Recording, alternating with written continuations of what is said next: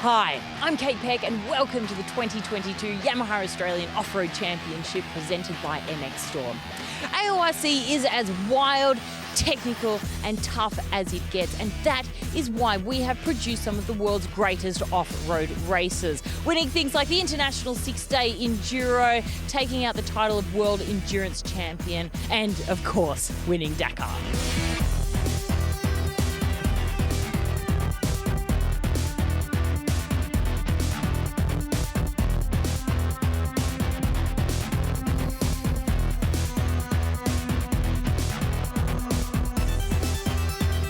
AORC work? Well, this sport is one of the most unique off-road racing championships in the world, with 3 race formats: sprint, enduro and cross-country, with multiple classes of varying engine capacity and competitor age. And this weekend we have an excellent turnout with over 300 riders.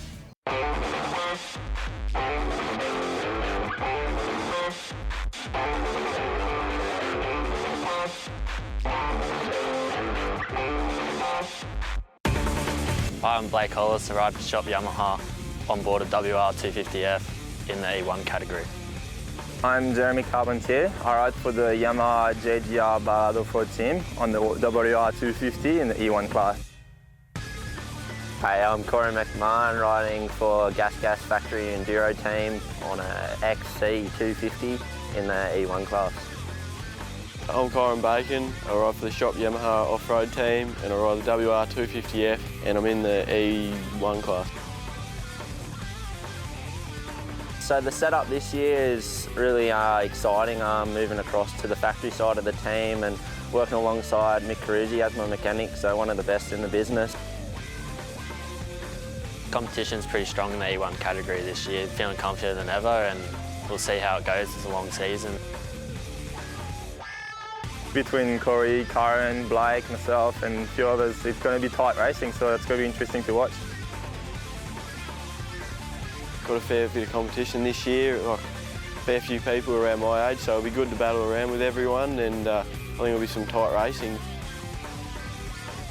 A bunch of 7 riders or so that can be up the top. It'll be good racing and it'll keep it all close, and hopefully the championship's close at the end of the year. Like, that's what everyone wants to see, so yeah, look forward to a good year. I'd like to win, if not podium for the year, and yeah, hopefully just build on what I was last year. I guess that's everyone's goal. Like, I think there's a few fast boys in the E1 class this year, and everyone's going to win the championship, because that's what we're here for. I'm sure the goal would be to get the championship at the end of the year, but I'm just keen to get back at it.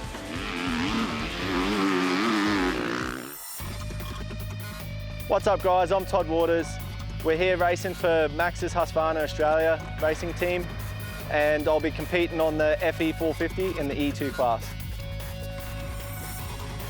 I'm Josh Green, I ride for Shop Yamaha on board a WRF 450 in the E2 category. I'm Fraser Higlet, I'm on the Beta Enduro team.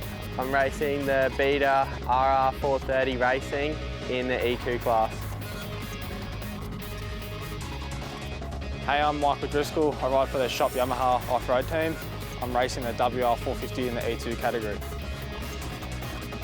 So for 2022, the new team is a different structure. Husqvarna have handed us the reins.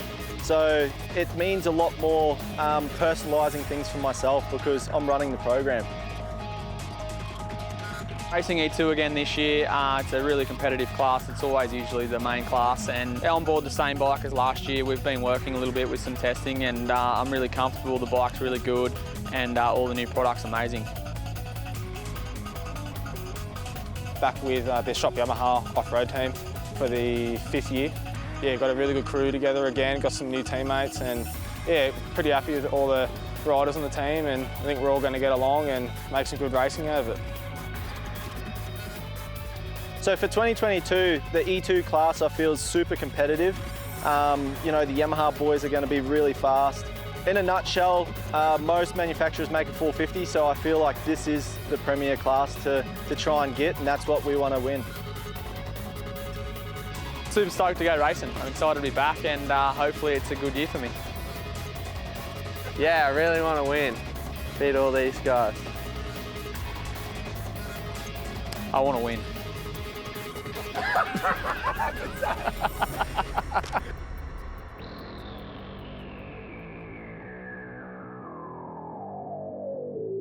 I'm Andy Wilkes. I'm racing for the Simford Motorsport Husqvarna team on a FE 501 Husqvarna in the E3 category. Stefan Granquist. I ride for the KTM Offroad team on an EXC 500 in the E3 class. I'm Jonty Reinders. I ride for the Modal Pirelli Sherco race team. I ride a Sherco 300 two-stroke in the E3 class. So this year's looking pretty good. Like, we've got a pretty stacked field, all the classes, especially here in E3. Got some really good competition this year, which I'm looking forward to mixing up with those boys. So I've switched it up from the E2 going into E3 class for 2022, and I'm really looking forward to it. There's a lot of fast guys in there, and obviously trying to do really well and be at the pointy end. My goals and expectations for the 22 season would be to win the E3 class. That's our ultimate goal. Everyone seems to be on a level playing field, and yeah, I think that'll bring some really exciting racing to follow. Hi, I'm Jess Gardner. I ride for the Yamaha JGR Ballards Off-Road team. I will be on board my WR250F in the EW class. My name is Emily Carlson and I ride for KTM Off-Road team, and I'm on a KTM EXC 350 and I ride in the EW class. But the women will still keep fighting strong, and we still give it to a lot of the boys out there, and we want to make all the women proud and keep this EW class developing. Of course, going to try my hardest to take the win this year. We're feeling super good on the new bike, so hopefully I can take the top step again. I think I'm very hungry. From last 2 years we've missed out on a lot, so I've definitely got a lot of people to make proud, and especially myself, so I'm ready.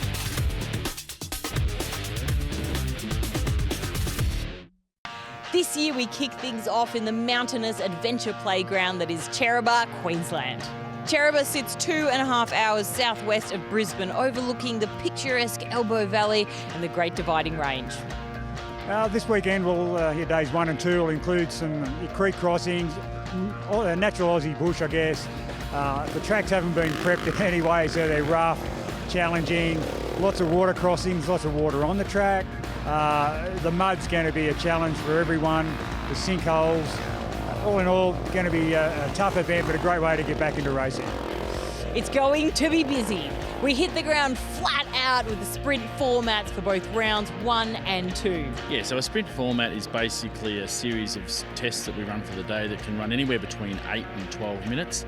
And the riders really have to run at 120% because they've only got 8 minutes to do the best that they can. They can't afford to make any mistakes, because if you make one mistake on an 8 minutes section, all of a sudden it's 8 minutes 30 and you go from first to 15th straight away. So it's really crucial that the riders are putting in 110%, but then also being cautious enough that they don't crash and do something silly.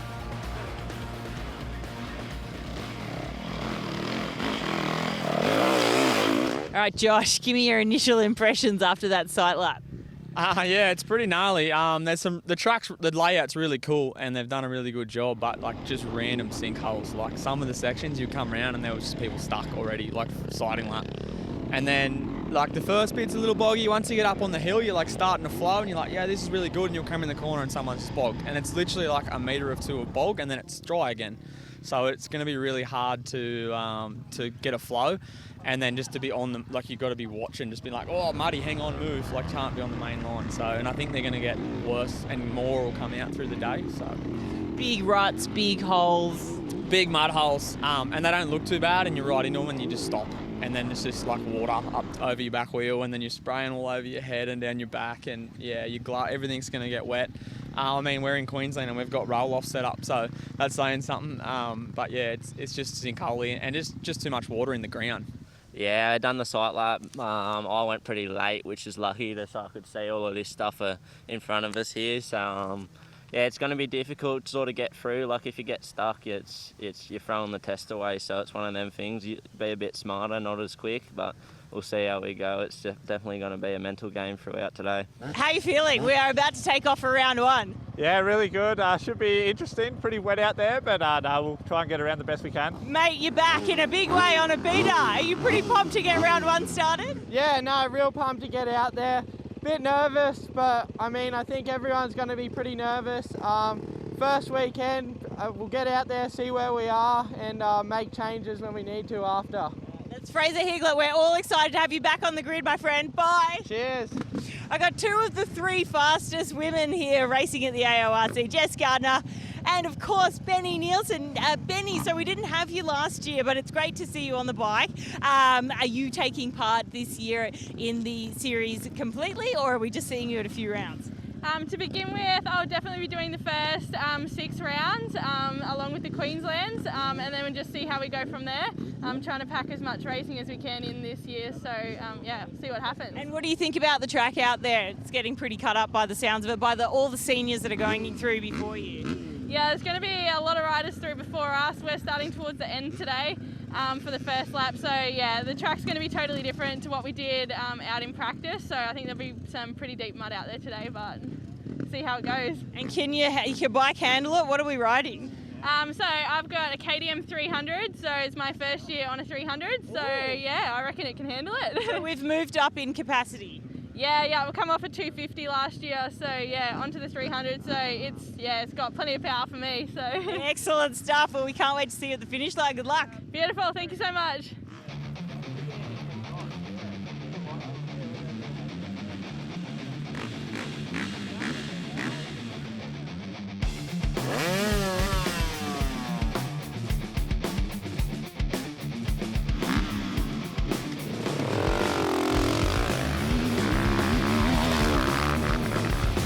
It was a stacked lineup for the opening weekend with nearly 300 riders entered. After wild weather across the state, the conditions are challenging to say the least. With low visibility and enough mud for days, our riders had one tough weekend on the bike. The conditions put every rider to the test with plenty of crashes and mistakes made by even our top riders.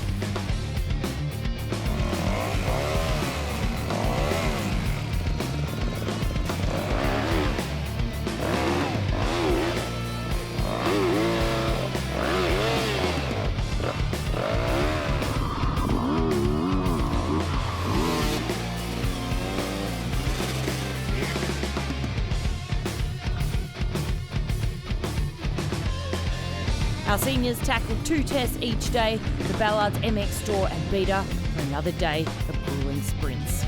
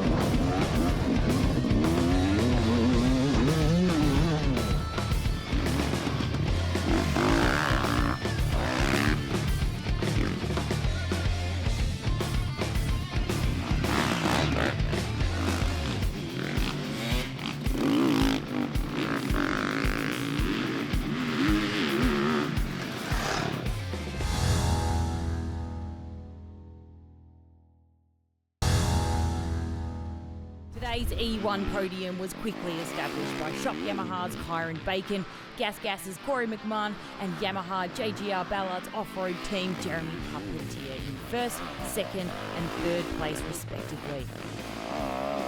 Blitzing one massive trail today with the fastest overall time of 1:24.40, this demon behind the handlebars has definitely set the standards high moving forward.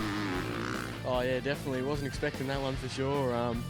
I've had a fair bit of off-season this year, so it's good to come back to the first race and get an outright. But Track was similar to Tassie too, so it was definitely a little bit in my favour, which is good, and it's still another day tomorrow, so anything can happen, so let's see what happens. McMahon finished today with a total time of 1:28.19, ahead of Carpentier on 1:29.28. Yeah, super stoked with the bike, and the people I'm working with this year, the bike's working unreal thanks to Josie and Ash at Choice Suspension. The mechanic Nick has absolutely done an awesome job all day. Bike's been on song. Bacon's teammate Blake Hollis made good time throughout today's racing but couldn't crack into the top three. He finished just behind Carpentier on 1:30.16.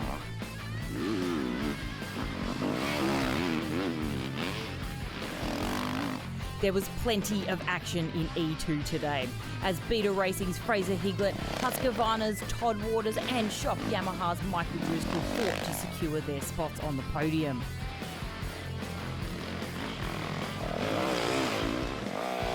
Josh Green remained well ahead of the pack today, demonstrating his long-serving prowess in enduro, finishing with a total time of 1:26. Yeah, it's a stack class, and yeah, it's hard to know where you're going to be at coming into the year, but I've been training pretty hard, and I was just excited to go racing. So, and the track was brutal today. It was so easy to make mistakes and get stuck and things like that. So to come out on top for the day, I'm pretty pumped and excited for tomorrow.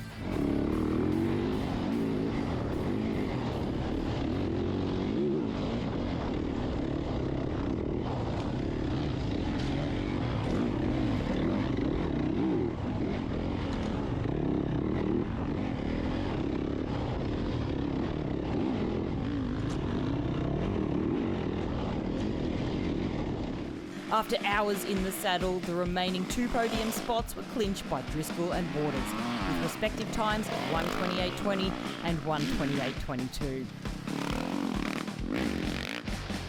Oh yeah, you just clipped a few trees today, one of many. Just happy to escape the first round in one piece, and yeah, definitely didn't lose the championship in the first round, but yeah, so I'm just happy to be healthy. Yeah, look, that was the toughest and most difficult conditions I've ever rode. The first time I've actually ever got bogged in mud and water. Look, it was pretty good fun, besides all the mud, so it was good. Yeah, we landed on the box, which I'm stoked about, but Kate, I can't explain how gnarly that track is out there. It's a piece of work, that's for sure. I've got a brand new jersey on, I've got holes in it everywhere. I was clipping trees, I was almost going over bars and everything. I've never actually put both feet down and paddled before till today, so I was having a hard time, but the last few tests I started to make up a little bit of time. I started to feel a bit comfortable, so it's kind of bummed that they cut it at 4 tests, but the day was dragging out, so I understand. So tomorrow, new day. I don't know how we're going to go. I think I need a few months of practicing this stuff, but hats off to the boys. They rode insane, and I look forward to challenging them for the rest of the championship. Wilkes has definitely solidified his petition for top spot in E3 this season, comfortably landing in first place with a total time of 1:25.55. The Husqvarna mounted rider remained ahead of the pack today, building a lead time of just over 1 minute.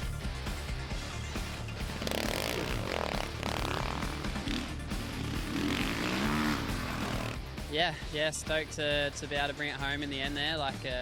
As probably people have been saying, the track deteriorated a hell of a lot, so it was key thing was just to keep the bike on 2 wheels and minimise those mistakes, and luckily we were able to still put in some good times and be competitive towards the end. So that was a massive goal tick for me, and good feeling to be competitive and back over here in Australia racing. So. Second place was awarded to Sherco's Jonty Reinders with a total time of 1:27.27. Yeah, my day wasn't too bad. I think in the tests that I stayed on, I was pretty well third outright every time, but then I had 2 tests where I had a crash and lost a fair bit of time, unfortunately, but we're still pretty happy with today's result. Third place was clinched by KTM's Offroad Racing Stefan Grunquist, rounding out bronze with a time of 1:29.36. Started off pretty solid, and then I guess trying to roll on and progress from there, and had a few little hiccups, and ended up actually coming down in one of the really muddy sections, and when I fell my hand hit a rut and seems like I've busted the ligament in the thumb, and yeah, and I had an infection in my arm that's been going on for this week from work sort of thing, so a few little things to battle, but overall my riding's been good. I've been happy with how I've been riding. I think that what we've done in the off-season's really worked, and the new bikes, like for me, is really, really good, so I'm happy with that. So apart from the hiccups, I'm pretty happy. Over in EJ, Hagi and Riley McGilvray on the KTM tango for that coveted spot. After 6 laps though, Hagi came out victorious with an impressive lead of nearly 40 seconds. Hagi finished today with a total time of 1:31.45. Yeah, for sure. The tracks were super tough today, and yeah, it was really hard to not crash and make mistakes. So basically just tried to be as smooth as I could without making mistakes or crashing, and then just be consistent over the day. And yeah, it's just good to be in P1 for the start of the season, and really puts me in a good spot for the rest of the year. McGilvray took second place ahead of William Dennett and Campbell Hall with a total time of 1:32.23. Yeah, it wasn't too bad. A slow start, obviously, this morning. I went over the bars and had a few made a few too many mistakes in the mud and bog holes. But yeah, the 500 was not too bad today. Bit much power and all the tight stuff, but yeah, it was just hanging on to it all day. Dennett rode into third place today with a time of 1:41.15.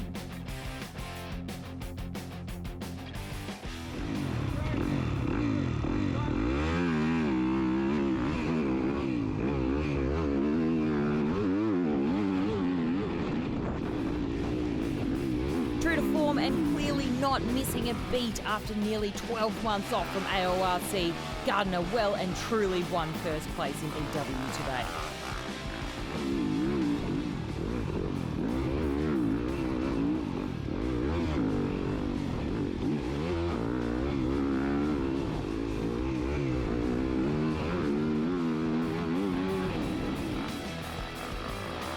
Finishing round 1 with a total time of 1:47.32, Gardner demonstrated her utter comfort on the WR450F and Beta test tracks, putting a total of roughly 7 minutes between her and second place.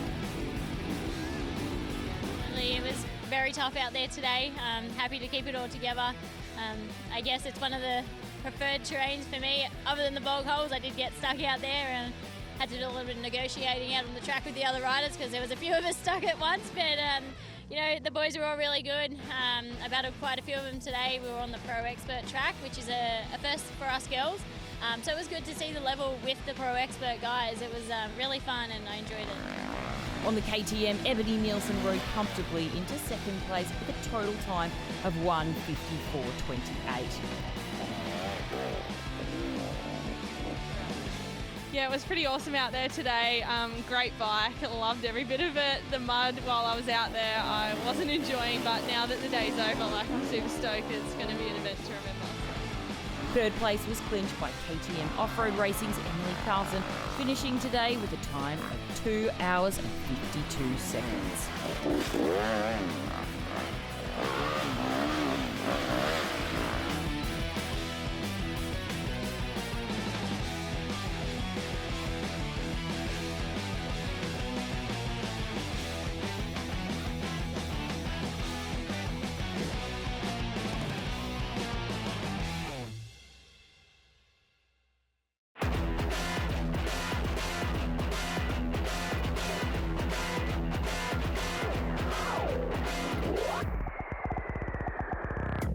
Blue versus Orange, Oz versus Sweden, badass versus badass. Both these women have competed successfully overseas. One of them is a world champion.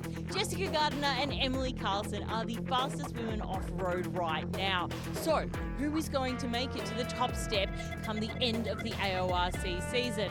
And what can we do to encourage more women to get into enduro racing?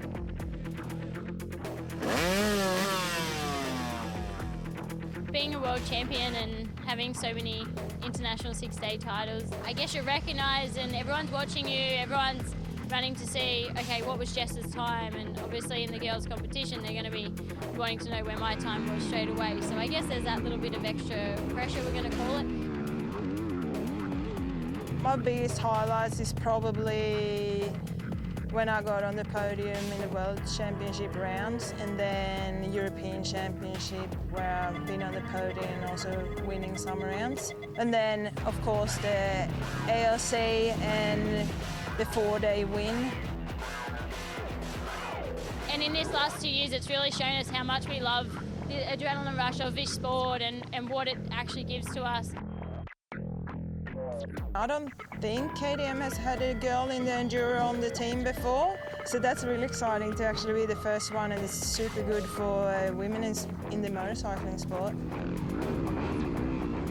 It's a big change for her. Obviously, she's been on Yamaha for a long time, and now that she's gone to the other side, I think she's obviously new to the bikes as well, so it'll be interesting to see, especially that she's on the 350 now. It'll be interesting how she goes, but don't worry, I'll be still singing off my 250 to make sure it stays in front. It's good that we're pretty similar in speed normally, and it's good that we got each other, that I push her and she pushed me, so it just makes us better riders all the time, that we can't stuff up because then we know the other rider is there. I'm definitely still hungry for more. I guess when you say it's nearly my 7th title that I'm trying to achieve this year, I think my mum will feel like she's getting old, because and I feel like I'm getting old too. Jessica Gardner's have had too many wins now, and it's about time that I try to be up there again, because of course you want to beat the other rider. I've been the runner-up for too many years. The next Jess Gardner, I think in-house here in the Yamaha JGR Ballads Off-Road team, our junior girl, she's only 14, and I'll tell you, I've been training with her outside of this race scene, and yeah, she's really moving. I think she's up around 4th, 5th outright with the junior boys, with the whole field. Yeah, Ebony Nielsen can definitely interrupt, and I just think that's good because it keeps us on our toes. We need more girls that's up there with us. So I think it's exciting because what we're after is that the class is going to get bigger. So I want all these other girls coming up, and she's awesome when it's technical. And yeah, she's normally very consistent, so I hope she does the whole series. There's 10 junior girls out there this weekend, and it is really developing, and I think, yeah, there's a bright future ahead.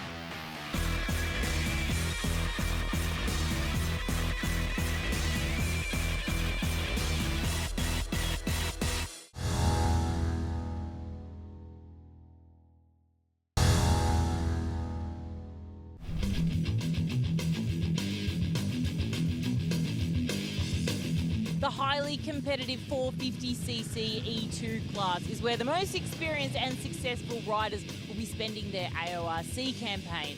Pro MX MX1 champ Todd Waters and AORC and Hatter champ Josh Green. So, can Todd Waters take out his first ever AORC title, making history? Or is it going to be Josh Green, who brings home the bacon after Daniel Milners and Daniel Sanders have taken off? This season's pretty important to me. My last championship was 2015. You know, I've been runner-up a lot of times now, and I'm sick of it, quite frankly. I've been trying real hard to win. I feel like every dude that I beat, they should be like, man, what's going on here? Because honestly, like I'm riding out there, I don't even know where I need to go. I don't know things about sight laps. I walk the track, it goes in one ear, out the other. So I guess there's a little bit of pressure on me now to do really well, and again, I'm getting old too, so I'm running out of time. This is like almost like full drive and just trying to make it to the finish line. I guess I'm just getting older and smarter, so I know what I have to do now. So instead of just doing too much of one thing, I'm doing lots of little things to sharpen my skills up, and I feel like I'm on top of everything with what I'm doing. I got no pressure on myself, and I feel like, you know, I'm a bit of a rookie. I don't know what I'm doing, so I'm trying to turn that mindset. Instead of racing 40 dudes, if I'm in the lead, I'm winning. Pretty easy to work out. Whereas this is really difficult. I've got demons in my brain. I get bogged and I'm trying to make time up.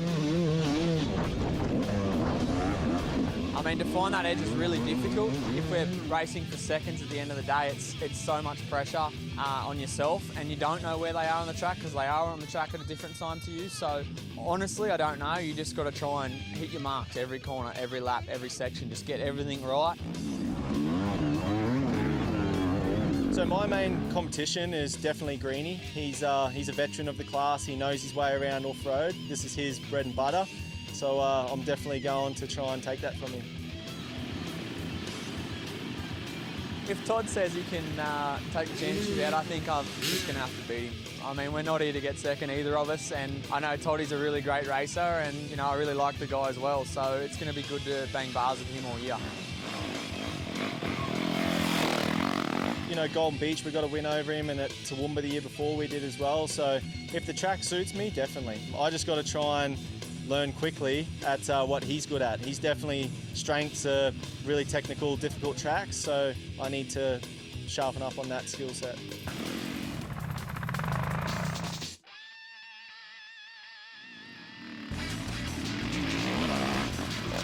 Corin's making my life really difficult this weekend. Young punk, and yeah, he's definitely riding super well. He has been for a long time. I think I'm going to be able to beat him on tracks this year for sure, but he's proved us this track, he's proved us all weekend, he's really smashing us, so I've got some work to do for the next few rounds to get him back. You know, it's kind of exciting, the young guy and the old guy banging it out under the same team, so we'll see how we go. I want to win every time I'm on the bike, and that's what I'm here to do. This is a learning experience for me, but at the same time, I'm trying to get the bike on the box long-term for championship, get those points, and when I'm on, I'm going for championship wins, that's for sure. I want it pretty bad. It's just been a long time coming. I've had a really big season. I've had a successful years, decades of racing, but yeah, I really want to win. I want to get another title before I hang the boots up anyway. I'd say to Josh Green, I wouldn't build the trophy cabinet before you get the trophies, mate.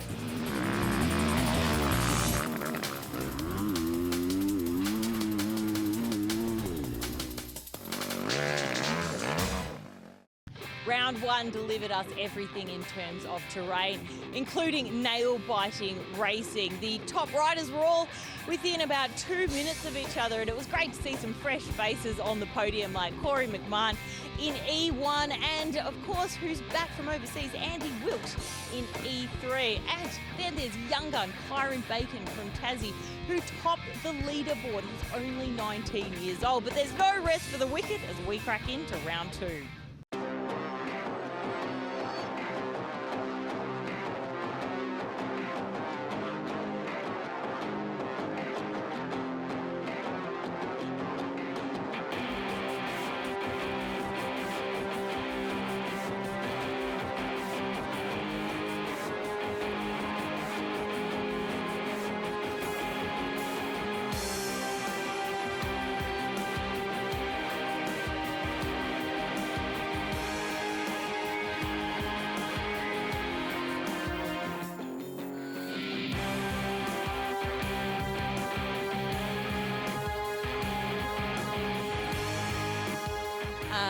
Wrap up of yesterday, you got P1. How are you feeling today, body-wise? It's been a while since you've gone racing like this. Yeah, look, I'm going to say I'm sore. I think everyone's going to be sore after yesterday. It was pretty brutal, but I actually feel better than I thought I was going to. And I went and walked a test this morning, so I've freed me up a little bit. So, yeah. You didn't walk it last night? We walked one track last night. We're switching with the expert guys today, and that track was just out of control. You could barely even walk around it. So they're out there shortening that track at the moment. And then the second track that we're on today was one we were on yesterday. So I got up early and went for a quick walk this morning, had a look. And so what are we in for today in terms of the tracks, how they've developed, and the new one that you're going to be on, which is the Ballard's MXStore? Yeah, so the MXStore track, they've had to go and shorten and change. I don't know where it's going to be or what it's going to be, but it was rocky and technical and it was quite tight, and then it went out into just mud plains. So I'm assuming they're going to cut the mud plains and make a shorter version of that. So I'll see that in sight and lap. And then the beta test that we're on yesterday, it's a really cool test. They've had to change a couple little creek sections, but all in all, it's pretty similar to what we were riding, so it should be good. And the dirt yesterday and the mud on the bikes, I heard it was pretty abrasive. Can you describe the kind of mud to me? Yeah, so it's kind of like granity, like a sand, like it's quite coarse sand, and then it's just gnarly rock and dust, and then obviously you got the mud. So when that all mixes together, it's like a grinding paste, and yeah, it just scuffs everything to pieces. Bikes, gear, everything's graphics are just all trash. So not the nicest thing for first round, but that's off-road racing. Excellent stuff. All right, good luck today. Thank you. Kyron, big day for you yesterday. You were pretty fast out there. Oh yeah, wasn't expecting that one, but it's another day today, so we'll see what happens, I guess. But looking forward to getting out there and swing off it, I guess. And I guess last night after the race finished and you got P1 and you topped the leaderboard, how did you feel about that? What does that kind of mean to you to get that kind of time amongst all of these incredible AORC winning pros? Oh yeah, definitely. Wasn't expecting that one.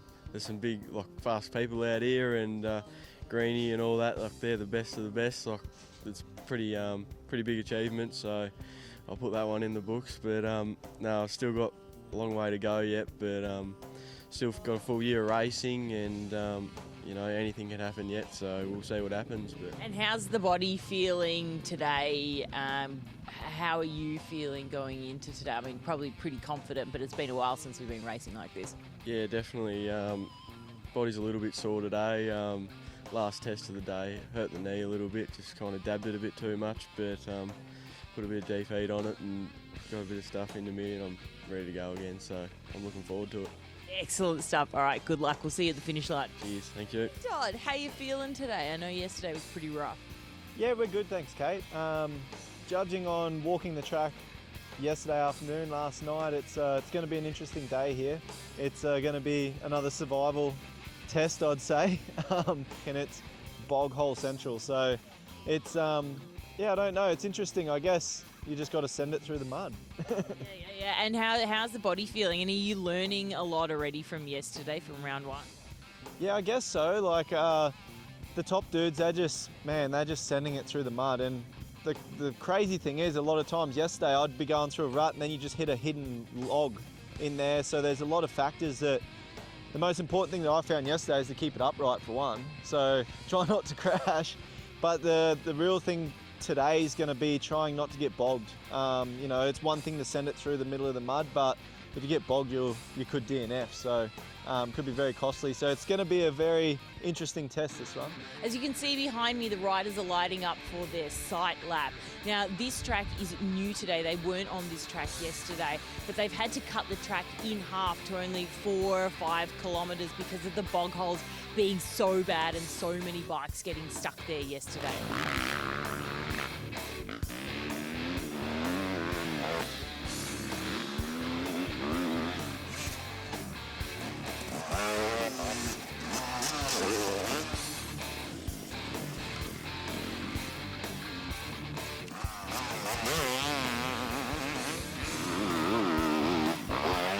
Kyron Bacon cooked the competition, claiming both consecutive class wins in E1 as well as the fastest overall time of 50.04.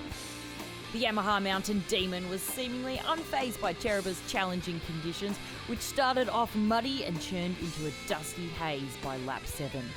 Well, it's not sinking in just yet, but we'll go home tonight and definitely enjoy this one. But yeah, had a real good weekend this weekend. Just had 2 consistent days, wasn't on the ground too much, and just rode my own race really, and just tried to keep consistent and not make too many mistakes with such a technical track. But I'm stoked with my result, and I'm glad the hard work's paying off this year, and hopefully we can keep this going. And yeah, it's a long year still, so anything can happen yet, but yeah, I'm stoked. Gas's Corey McMahon maintained his second place spot on the leaderboard for E1, finishing today with a total time of 52.10.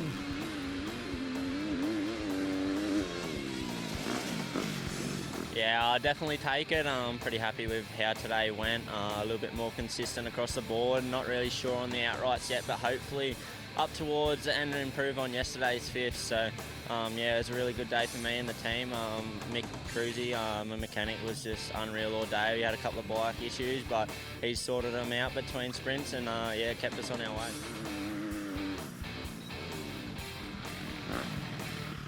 Claiming the final spot on the podium was Yamaha's JGR Ballard's Offroad Racing, Jeremy Carpentier, who clocked a time of 52.54.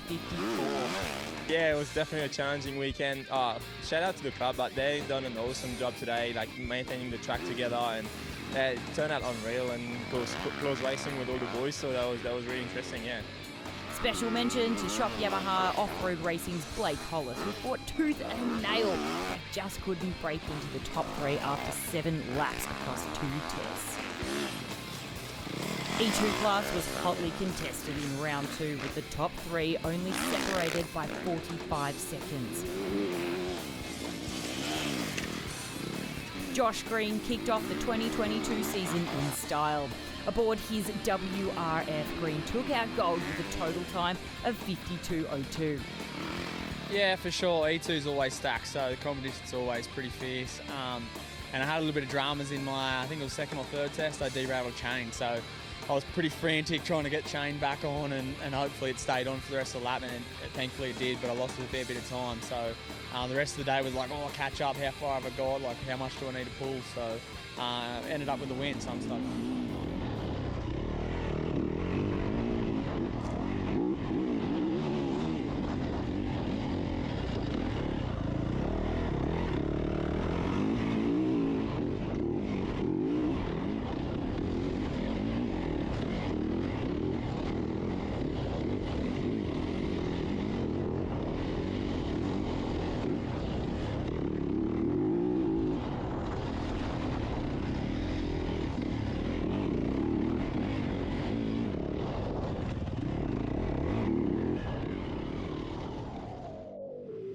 Waters finished second for the day with a 52.30. Yeah, it was a 15th. It was nothing. So that's racing. It's definitely hard to tell if you're winning or losing out there. But overall, massive thanks to my guys. You know, Jason, he's made this all happen. Paul Barrick with the suspension, Max's tyres. The list goes on. T-Dub riding gear. I like your hat too. So yeah, but I enjoyed the first round. We land on the podium both races for a really horrible weekend for me. I'm stoked, so I'm looking forward to the rest of the championship.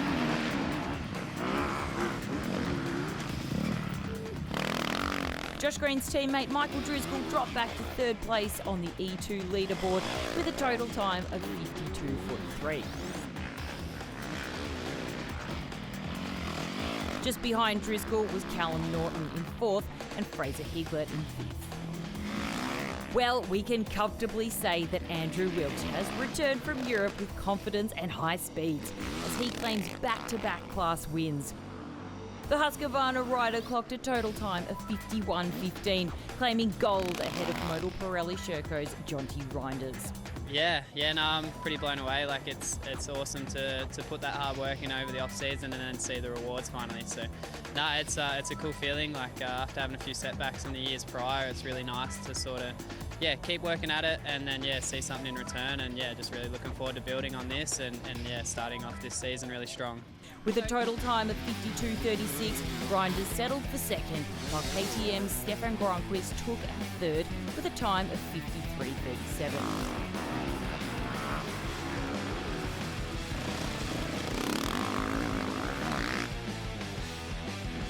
Every year, this absolute speed demon proves he's completely comfortable battling it out with the top dogs.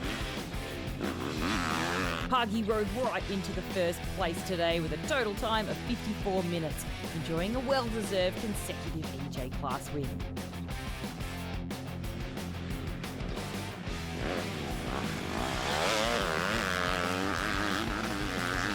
No less a demon behind the handlebars, Riley McGilvray was roughly 1.5 seconds behind Hagi, settling into second place with a total time of 54.01. Third place was awarded to William Dennett, who clocked 55.52 after 7 laps.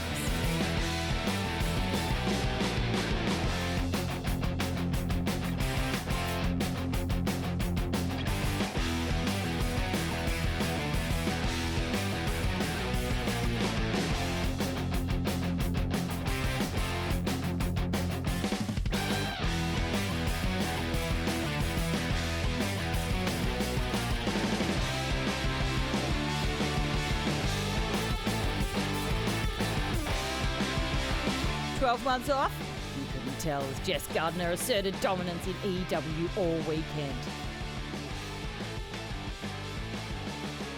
With a total time of 1:01.25, Gardner was well ahead of the competition by nearly 5 minutes. Yeah, today's racing was really challenging.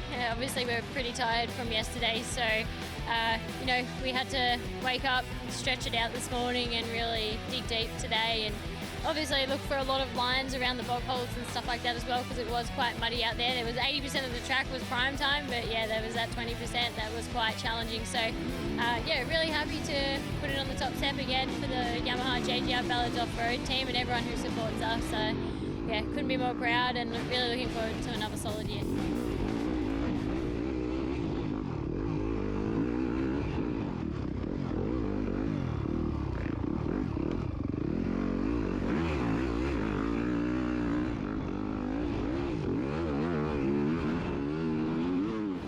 KTM Off-Road Racing's Emily Carlson claimed second with a total time of 1:06.10, and the podium was filled out by Ebony Nielsen on the KTM, clinching third place with a total time of 1:09.20.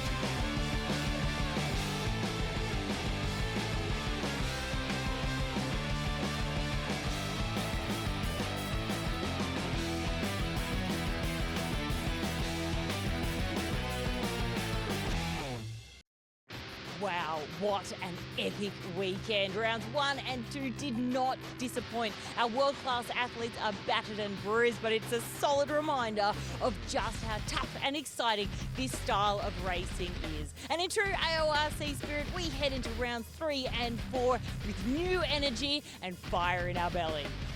Thanks for watching. We'll see you next time.